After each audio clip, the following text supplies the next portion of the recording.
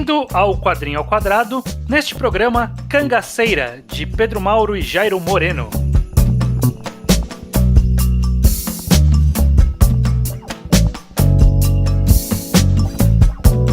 Muito bem, aqui começando mais um Quadrinho ao Quadrado, eu sou o Estranho, aqui com... O Judeu Ateu, mais uma vez, para falar de quadrinho nacional e estranho. Exato, todo mês estamos aqui reunidos para fazer esse programa. O objetivo é falar de um quadrinho nacional por completo, então primeiramente a gente fala sem spoilers, caso você não leu, conhecer, ver nossas impressões gerais, e aí se interessar tem sempre uma segunda parte com spoilers no final do programa que a gente avisa quando for chegar. O programa da vez é Cangaceira, que é uma adaptação do Pedro Mauro e o Jairo Moreno, de um roteiro de cinema de Matheus Ron, Mansheimer e Luiz Chiaradia. É muita gente nesse crédito. Menos créditos. Não é possível tanta mão aqui. Gente demais sendo creditado. Vamos falar já desse quadrinho, mas antes, Judeu, nós temos um Apoia-se, correto? Correto, é o apoia.se/ao quadrado. O dinheiro usado nesse Apoia-se é majoritariamente usado para compra de quadrinho nacional, ok? Então, é um dinheiro cíclico, ok? Mas não vai só para quadrinho nacional. Compre quadrinhos nacionais, não só apoiar ao quadrado, ok?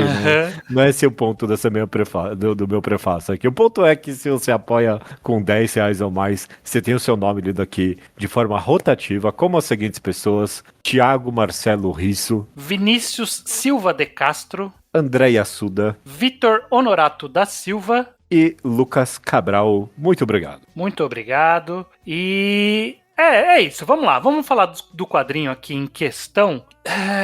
Vamos direto, vou começar pelo começo. Sim. Sobre o que é Cangaceira, Judeu? Todo podcast começa assim. Tem uma estrutura clássica, não sei o que eu quis inovar. Cangaceira conta a história de Rosalina, essa mulher que vive no sertão brasileiro nordestino? É nordestino, é assim, né? Óbvio que é cangaceiro, é claro que é. E a vila dela é atacada por cangaceiros e ela cria como motivo de vida a vingança e a vontade de matar todas as pessoas que destruíram e mataram o irmão dela. Sim. Perfeito. Essa é a premissa básica. O grande tchan desse quadrinho aqui é que ele é contado num estilo bem spaghetti western, né? Tipo, um estilo bem faroeste americano. Só que, é claro, situado aqui no Brasil. É meio que a brasileirização de um clássico conto de oeste americano, né? Exato, e feito com o estilo clássico dos fumetes ali italianos. Então o Pedro Mauro ele desenhou já para Bonelli, que é conhecida produtora de Tex e Mágico Vento. Ok, eu só conheço Tex mesmo, não sei do que você tá falando. Eu tô vendo aqui na história dele que ele fez alguns trabalhos para lá. Eu não conheço muito, não é minha praia. Eu não conheço Tex, eu conheço Tex, só eu nunca li um Tex na minha vida. Eu li um Tex na minha vida.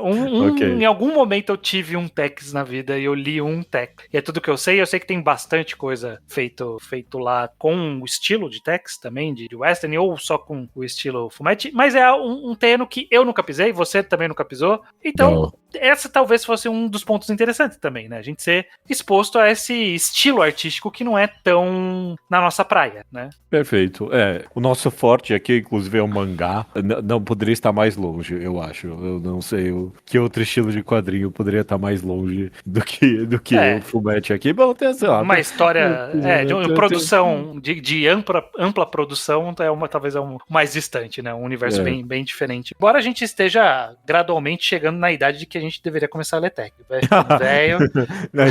Não, isso é o contrário. Eu acho que quem lê Tex tá morrendo, a verdade é essa. Então, a gente vai ter que começar a substituir os leitores de Tex. Não, as pessoas que leem, os jovens hoje estão olhando pra One Piece, que nem... Daqui a pouco One Piece vai ser o novo Tex estranho. Esse é talvez, é possível. Vai ter que surgir uma nova geração que vai começar no fumete. Mas beleza, então eu acho que esse é um bom ponto pra gente começar, porque essa arte destoa muito do que a gente fez. O que você achou, Judeu, da arte de Cangaceira? Toma aí, se tem... Bom, eu tenho algumas críticas ao roteiro, mas é bom começar pela arte porque eu adorei. Eu amei.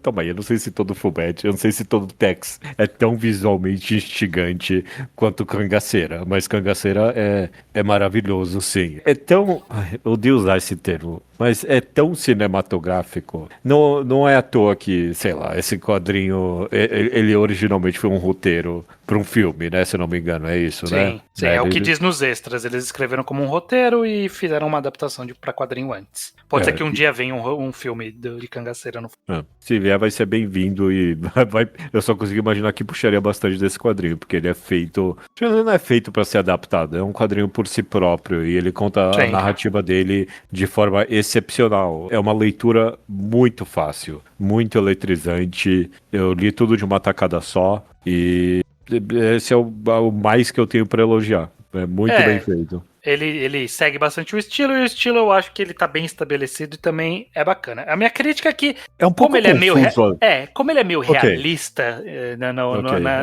nas feições dos personagens, então a maioria deles eu tenho que me calcar em ou alguma coisa da roupa ou alguém falando o nome dessa pessoa pra eu saber com quem a pessoa tá falando. Porque como tem vários cangaceiros com chapéu parecido, gente em cavalo, gente com arma, eu olho e falo, esse aqui é do bem, do mal, esse aqui é dos cangaceiros, é do volante, ele é da polícia, nem sempre tava tão claro assim. Umas 10 vezes lendo eu fiquei, esse é o Carrasco ou não? Eu não sei quem é o Carrasco. De aparência, eu não sei descrever o Carrasco, por exemplo. Não. Eu acho que o mais diferente ali era o Cabo, que tinha um cabelo liso, comprido. Era fácil de identificar ele, porque ele tinha o cabelo diferente. E a Rosa? E a Rosa? Se bem que tem os momentos ali que até a Rosa, calma aí, não é a Rosa aqui? Eu fiquei, a Rosa ou é a outra mulher, as outras mulheres que aparecem? Exato, que tem outras também, realmente. Então, isso confunde um pouco, mas não é aquele nível ilegível. É só que você precisa ficar atento e nem sempre fez falta também. Às vezes eu não sabia quem era quando tava o bando ali conversando. Eu falava, não importa, é o bando. Não importa, sei lá, quem é do bando, não importa. No filme eu vou saber quem é o ator.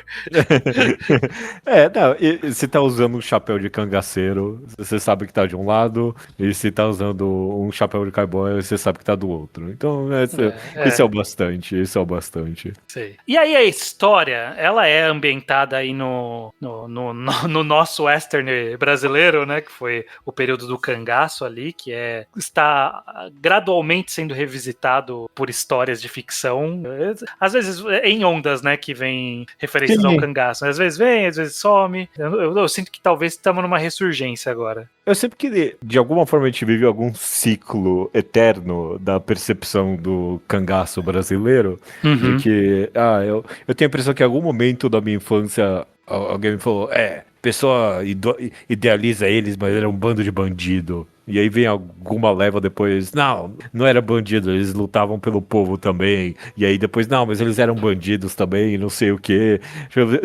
Tem algum ciclo cultural que rola com os cangaceiros e... Eu vou falar aqui, chutando balde aqui com Cangaceira, eu vou falar que no começo você imagina já o espaço que Cangaceira vai se situar nesse conto, né? O espaço dos cangaceiros como os vilões. E ele me surpreendeu nesse sentido, o Cangaceira, de que, ele tem uma visão bem sólida dos males, das loucuras e do papel meio que hollywoodiano dos cangaceiros. Sim. Era um grupo cinza, assim, no final das contas. E isso é muito bem retratado aqui. Sim, ao mesmo tempo em que... eu sei que nos ciclos, o mais recente que eu vi, acho que foi alguma matéria, foi falando sobre como, no fundo, eles tinham as mulheres, as pessoas por muito tempo exaltavam, tipo, não, Maria Bonita, e tem várias figuras ali que eram importantes, então tratavam como iguais, e aí hoje em dia já tá tendo... Não, calma lá, né? Algumas mulheres eram sequestradas, eram estupradas, estavam lá de forma forçosa, tinha algumas reconhecidas como parceiras, mas nem todas, então é cinza, justamente, né? É um produto do seu tempo. E o Cangaceira aqui, ele mostra que realmente essa apresentação cinza. Tem as mulheres lá, Tem umas que são só incorporadas porque resolveu casar com o cara, tem outras, como o caso da Rosa, que meio que, tipo, era uma igual, por assim dizer, então tem, né? Então achei que foi uma visão, eu não vou dizer realista, porque eu não manjo da história para dizer se é 100%, mas pelo menos me pareceu justamente mostrar as camadas que existem nesse movimento que existiu. Sim, e até no... Vou falar, a gente lê muito quadrinho nacional estranho e muitos deles têm enormes pós-fácios.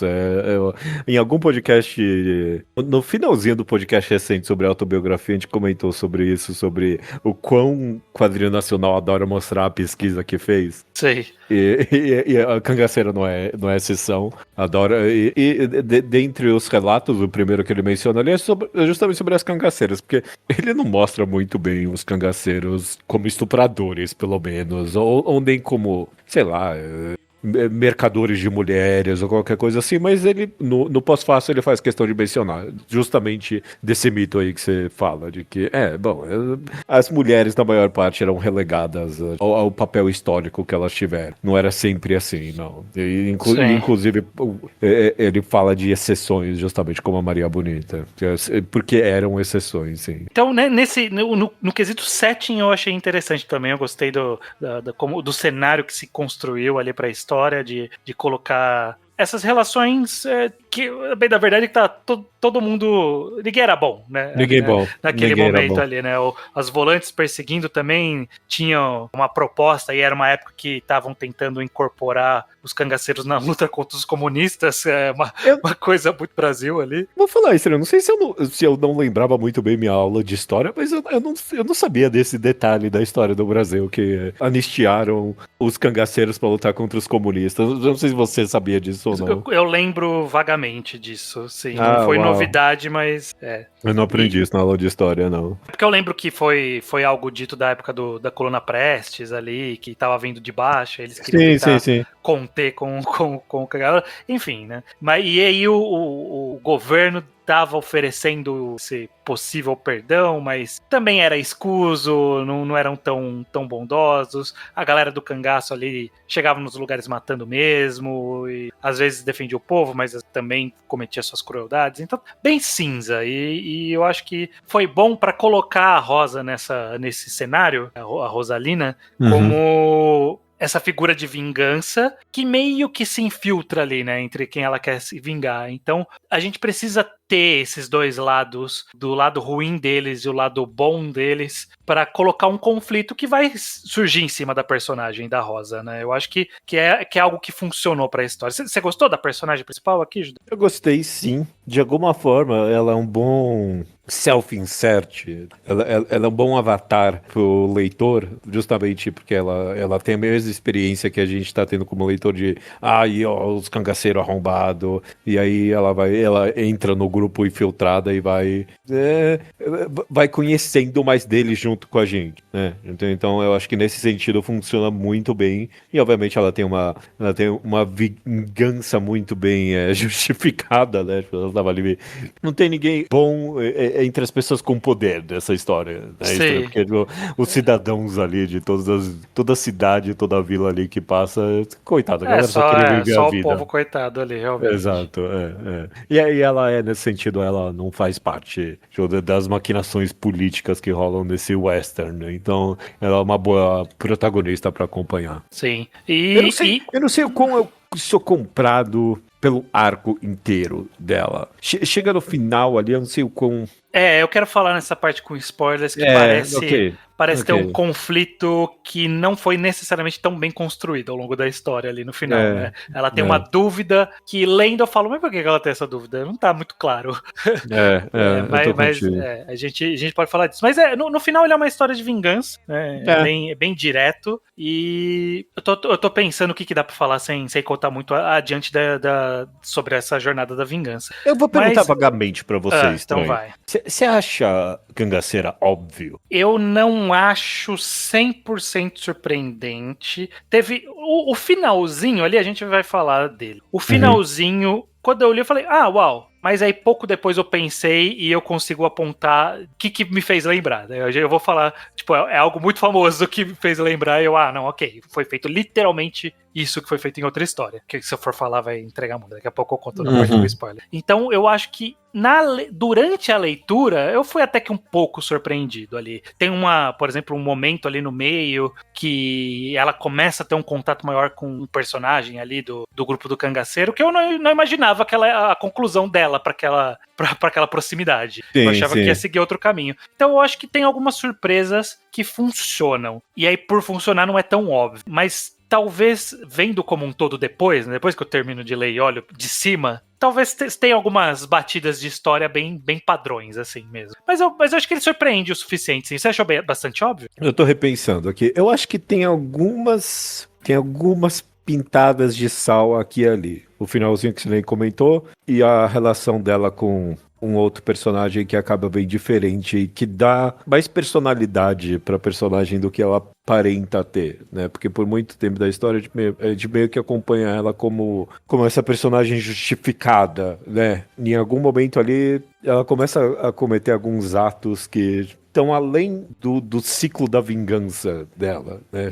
Estão muito além da justificativa dela ali. Então esses são interessantes. É uma pena pra mim que não é essas maldades extras que ela comete. Não é uma das maldades extras que ela comete que morde ela no final da história. É uma das menos interessantes, na minha opinião. É um foreshadowing tão óbvio e estranho. Eu vou falar isso, pelo menos, ok? Eu não tava esperando, mas quando veio eu falei, ok. Nossa, eu sempre. Assim que esse momento aconteceu, eu falei, ok, vai terminar assim. eu não tinha pensado nisso. Juro, na hora. Eu não pensei nisso. Na hora. Pode ser que eu tava mais distraído, mas me surpreendeu um pouquinho. Mas Também não fez lembrar 100%. de. Não tem nada a ver, mas me fez lembrar de. Na hora eu pensei, o Bleed of the Immortal aí. Eu pensei nisso. Um pouco. Porque é sobre ciclo. Toda história de vingança é sobre ciclo de vingança. Sempre assim. É sempre isso. Não tem. Isso é o óbvio, de fato. Toda a história de vingança fala sobre a continuidade. Então, e nisso não tem como surpreender nunca, mas. É curioso, porque o cenário é tão bom realmente, e de alguma forma eu tenho mais interesse pelo que eu não sei do que por essa história de vingança, que é meio óbvia pra mim no final das contas. Eu tô disposto a jogar essa crítica, não é a ideia mais original que tá sendo contada aqui. E eu leio o Cangaceiro e eu penso, eu adoraria ler a história da politicagem que fez os cangaceiros lutarem contra os comunistas, sabe? Isso é uma boa história também, extra.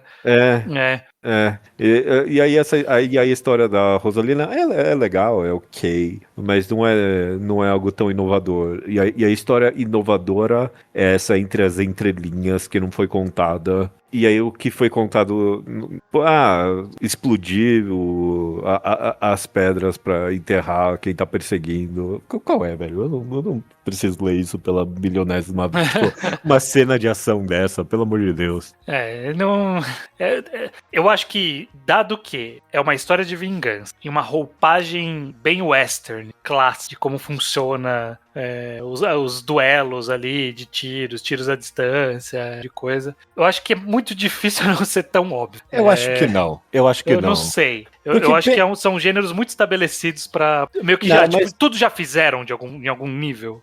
Tudo já fizeram, mas você pode colocar a sua perspectiva com... Tipo, tem neo-westerns aí que são extremamente bem... Sim. Eu não tô falando que Cangaceira tinha que ser isso. Eu tô colocando um patamar muito alto. Mas, tem Django e tem do brasileiro. A gente tem o Bacurau, que é, pra todos os efeitos, um western brasileiro também, sabe? Sim. Então, não tô colocando Cangaceira, não tô pedindo pra ele ser nesse mesmo nível. Mas tem perspectivas novas para serem colocadas, e eu acho que Cangaceira chegou perto de raspar nessas perspectivas novas, mas não foi longe o bastante, na minha opinião. Eu acho que vai no caminho que você falou, que tem umas salpicadas, é meio nessa pegada. Ele tem essas salpicadas das diferenças, eu acho. Eu acho que ele só como um todo, ele ainda tá em cima de uma estrutura que a gente conhece. Então, não inovou na estrutura, e aí seria mais interessante se tivesse inovado na estrutura também. Não foi o caso, fez umas coisinhas temperadas boas ali no meio, mas eu acho que é isso que impede de eu amar Cangaceira. Eu gostei de Cangaceira, eu não amei Cangaceira. Como tá o seu sentimento com Cangaceira? Tem um silêncio aqui. Eu não sei se o estranho vai cortar. Eu até abri pra ver se não tinha caído. Eu vou deixar. Eu não sei. Eu não gostei, estranho. Você não gostou? Não, eu não quero. Tem a pior ofensa que eu posso dar pra um quadril nesse podcast, que é o de medíocre. Cangaceira não é medíocre. Ele tá só aquém do seu potencial, eu diria. Ok. Eu tô disposto a dizer isso, então. Ok. Eu não quero dizer que chegou perto, porque eu acho que não chegou perto, porque estruturalmente, realmente, ele tá longe. Eu acho que só faltou mirar a lupa narrativa em outra perspectiva mesmo. O problema é esse mesmo. A história central, o motor narrativo não é tão interessante quanto o cenário mesmo. O cenário é bom, é muito interessante, é educativo. Eu tirei sarro aqui do pós-fácil aqui, mas é um dos poucos pós-fácios que eu li inteiro. Foi uma pequena aula de história que eu retive, que eu tive de novo ali com a coluna Prestes e tudo mais. Já tinha esquecido de tudo isso, da minha memória da história do Brasil. E é uma história muito interessante. Eu adoraria que o quadrinho fosse mais sobre o que foi pesquisado do que essa história de vingança, que é óbvia. Então eu não gostei muito, não, estranho. Eu não gostei muito. Eu gostei, estou no saldo positivo, mas eu queria, e aí talvez eu ecoe um pouco seus sentimentos, que eu queria ter sido mais arrebatado por essa história, pela própria... tudo que envolve a construção dela, né? Ser nesse estilo western de espaguete, baseado nos fumetes, com um cenário bem brasileiro, uma história bem cinza, né?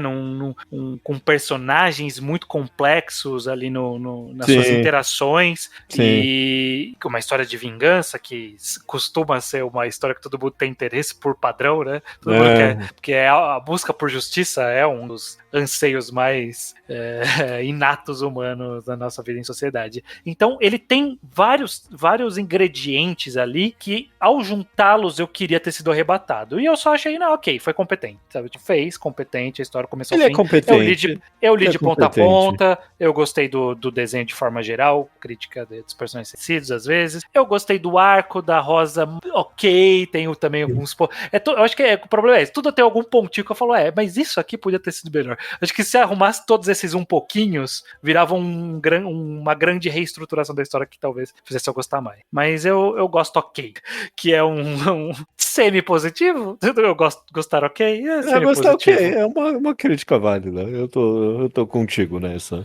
Eu gostei ok. É muito bonito, como quadrinho ele é muito bonito, eu tô segurando ele na mão aqui, ele é muito bom de se segurar, e ele é bem desenhado, então é um quadrinho bonito distante também, então fica um elogio extra aí, de que é bonito, né? Perfeito. Beleza, Judeu, a gente vai pra parte com spoilers então. Se você não leu Cangaceira, com o que você ouviu aqui, você ficou curioso e quer saber se te agrada ou não, se chamou a sua atenção, vai atrás, lê, tira a sua própria opinião. É sempre o ideal que no mundo perfeito todo mundo leria tudo e teria opinião de tudo por conta própria. Mas perfeito. Você vai atrás de acordo com os seus gostos, e se gostar, lê, e quiser ouvir a parte com spoilers, ouça agora depois da música. Então vamos lá. São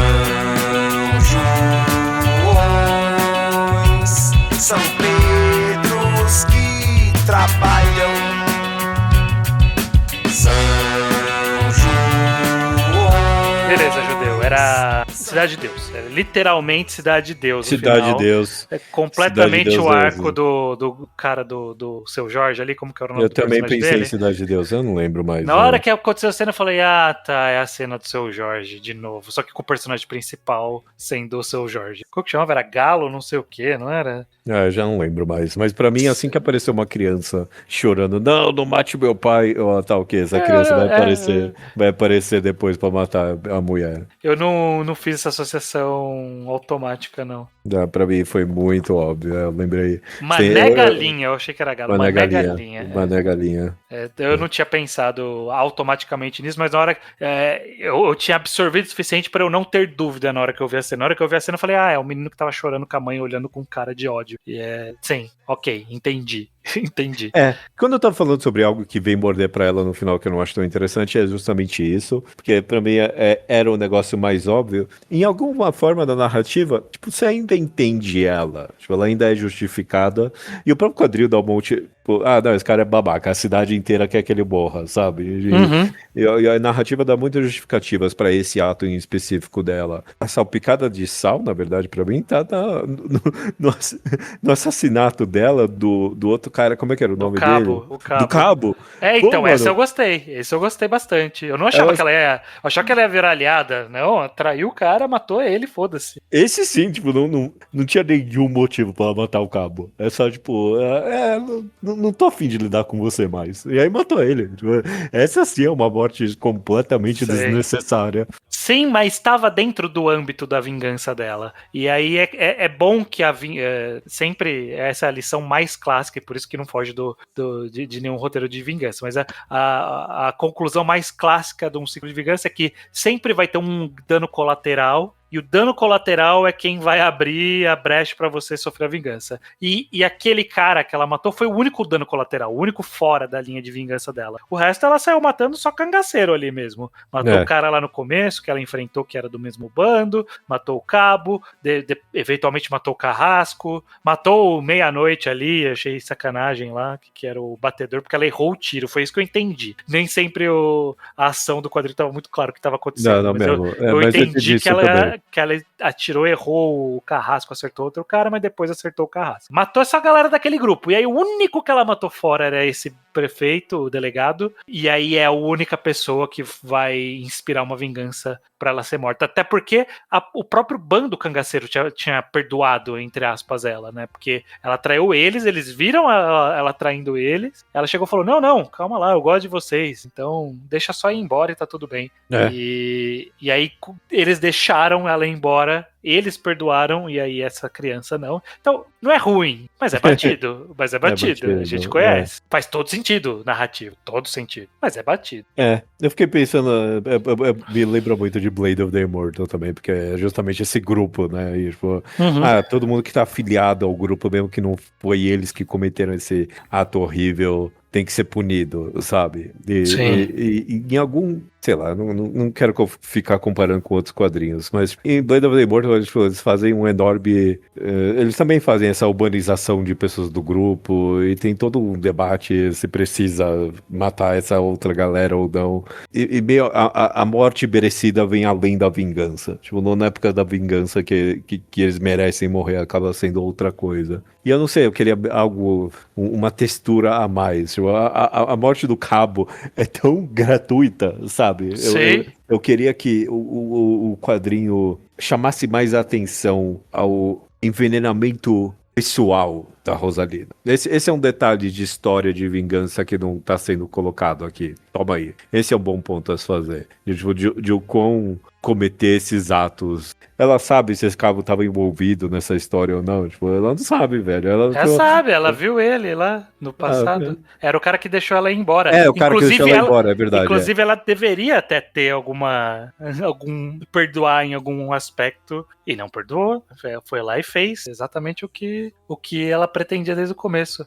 No Cabo foi uma virada interessante. O Cabo foi um ponto legal. Talvez tivesse mergulhado mais nisso. E aí vem de encontro com o final, né? Aquela dúvida que a gente comentou na parte sem spoilers, né? De que quando no final ela tem essa coisa meio de, pô, eu encontrei uma família em vocês também, eu vim pra me vingar, mas também aprendi os seus modos e me afeiçoei às pessoas. Não pareceu muito que ela tava tão afeiçoada, até porque a pessoa que ela tava mais próxima, era aquela mulher que triste. E o outro ela matou. E o outro ela matou. Então, tipo, quão próximo ela tava de verdade, sabe? Então, ficou um pouco meio gratuito essa conclusão do arco dela com os cangaceiros. Até naquele ponto ela podia, tipo, a bem verdade é que ela se importava com aquela mulher lá, que era a Sol, eu acho. Ela se importava com a Sol. Todo o resto, foda-se. Ela não ligava pra ninguém ali. Então... É um pouquinho anticlimático esse final, porque tem um caminho pra mim que não foi tomado nessa história, que é tipo o caminho Kratos do negócio, de ela acidentalmente ter matado o irmão. Agora que ela tá junto com eles. Existia esse caminho possível também. eram mais interessante, talvez, pra mim, do que... ela ser abandonada ali, pra mim tinha que ser, pelos cangaceiros, tinha que ser um peso emocional maior. Porque ela meio que foi recompensada. Tipo, não, mas eu encontrei meu irmão aqui. Então tá matei tudo uma bem. galera, encontrei meu irmão, vocês me perdoem aí todo mundo, beleza, vai embora. Ficou meio barato. Tipo, ela foi morta no final, mas ela foi morta, ficou barato. A relação dela com os cangaceiros ficou barato. Eu acho que talvez um pouco mais de profundidade ali teria ficado mais interessante, ou pelo menos trazido mais dúvida. Não sei. Podia ter mais camadas aí, de fato. Foi muito simples. Foi muito o arco clássico de vingança. E é isso. Só isso mesmo. Porque como ela continuou matando os cangaceiros durante a história toda, você não via o conflito nela crescendo de alguma forma. O quadrinho até tenta, porque ela vai na cidade, ela gosta, sabe? Tipo, os cidadãos tratam bem ela, tem um momento ali com a costureira, mas não é o bastante. Não tem o foco do quadro nela tendo as dúvidas, sabe? Não tem um foco excessivo nisso, precisava de mais destaque, eu acho. Tanto que quando ela fala que tem a dúvida, eu meio que, por que ela tem essa dúvida? Tipo, eu me afeiçoei, eu falei, mas eu não vi nenhum momento ela se sentindo afeiçoada. Parecia que o tempo todo ela tava maquinando a vingança e era isso mesmo. Ela tinha que ter sofrido pra matar o cabo, por exemplo. Acho que esse teria sido uma mudança. Tipo, não tinha que ser frio. Tipo, ou mostrado como ela se sentiu depois. Ela tinha que chorar de matar o cabo. Tipo, ela não devia ser algo da hora pra ela. Então Tem vários detalhes arrumáveis nesse quadrinho. Assim. Vários detalhezinhos que, se desse uma aprofundada melhor, funciona. Eu fico pensando o quanto disso é uma herança de ter vindo de um cinema. Que é um pouco mais... Bom, também um pouco de preconceito falar isso. É um pouco mais simplificado. Mas também não dá para ser profundo em cinema também. Não é uma crítica real à mídia. Eu acho que você tem algum ponto estranho, porque a Rosalina sendo interpretada por uma atriz de fato, sabe? Que põe todo o foco dela ali. Rostos. Exato. A gente teria as expressões mais condizentes, talvez, com cada ação. Esse conflito poderia ter sido mais vivenciado por meio de uma atuação. Sim. Então pode ser só o problema dessa adaptação mesmo. Sim. Foi uma experimentação interessante, assim, esse western caboclo aí. Eu gosto. Sim, eu gosto e veria mais. Veria mais. Um outro tipo de jornada, uma série mais contínua, por exemplo. Eu sei que tem outros quadrinhos de cangaço que parecem interessantes. Um dia a gente pode puxar algum deles pra gente comentar aqui. O Chico tem um que ele terminou há pouco tempo, que é uma sequência de vários quadrinhos, que eu tô só esperando encadernar pra eu ler. Sim. Tem o famoso Bando de Dois, do Danilo Beirute. Tem alguns outros quadrinhos de cangaço. Quem sabe a gente retoma. Que um dia a gente retoma. O próprio Três Buracos que a gente adora, ele é um neo-western. Você está certo na colocação. Mas não será o quadrinho que a gente vai falar no mês que vem, Judeu. Que o quadrinho do mês que vem já está decidido e será Será Pigmento, de Aline Zouvi e Alissa Queiroz. A gente tava um bom tempo... Alissa Queiroz só fez a arte da capa. Só a arte da capa, só tem razão. Então, Pigmento de Aline Zouvi. A gente tá um bom tempinho de olho. Não parece bom pra mim, estranho. Vou jogar aqui. Eu sei que é bem elogiado, está sendo indicado a vários prêmios, e o nosso papel aqui sempre é estar na crista da onda. Então, a gente vai estar falando de um dos quadrinhos do momento aqui, do lançamento do ano passado, na verdade, 2024, mas os quadrinhos são mais atemporais do que qualquer outro. Agora é um bom momento pra gente falar de Pigmento no mês que vem. Então é isso. Até mês que vem. Até mês que vem.